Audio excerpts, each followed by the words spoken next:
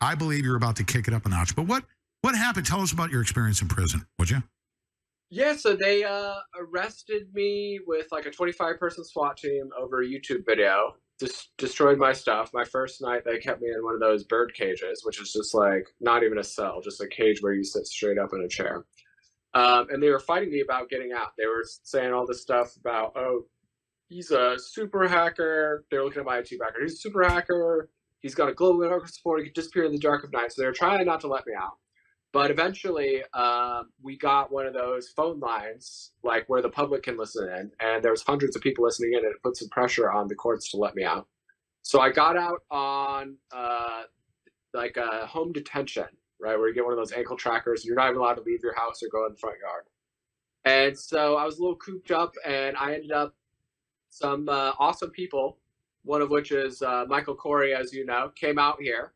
And we rented this huge house at this like horse ranch. And the idea was, if I'm going to be trapped within the confines of my property, I want to have some space to walk around, you know?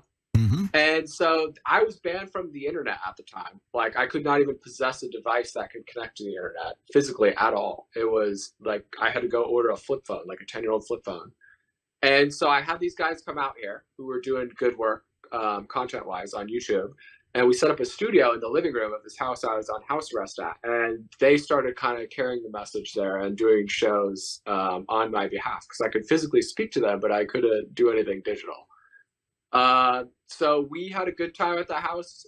We had a documentary crew come out. We were doing some documentary work. We had a bunch of influencers in and out that we were meeting with. A lot of awesome people that were supporting us and that were, you know, interested, that were like, holy crap, like if they're coming after you this hardcore, you know, we didn't really know what to make of some of the stuff we were saying before, but now that they kind of did this, then we are, you know, a lot more confident that what you're saying is legit if they're coming after you this vigorously, right? Because not a lot of people, there's a lot of people that say crazy stuff on the internet, but not a lot of them get as much pushback as we did.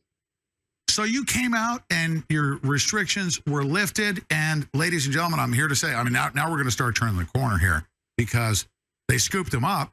He was a YouTuber. They didn't like what he was saying, of course, because he was exposing them well before the time that they wanted you to know about all kinds of topics like, you know, the quantum realm and quantum computing.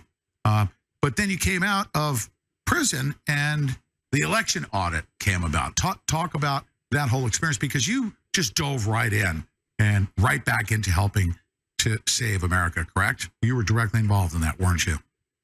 Yep, I came out of prison and I was banned from the internet for a year, but one of the really awesome guys, yeah, they took that picture at the courthouse. I called them in advance. I said, I'm going to turn around in the court hearing, get a good picture of what they're doing. That's great. The 5-point restraints there, like treating me like a serial killer over a YouTube video. That's great. So, yeah, we had a lot of awesome support through that prison time. Oh, that's at the courthouse. So that was some of the team there. They wore, all my court hearings, they wore masks with these Punisher logos on them. That's the FBI and the prosecutors in the background. So we'd stack the courthouse with some menacing looking characters. Yes, of course.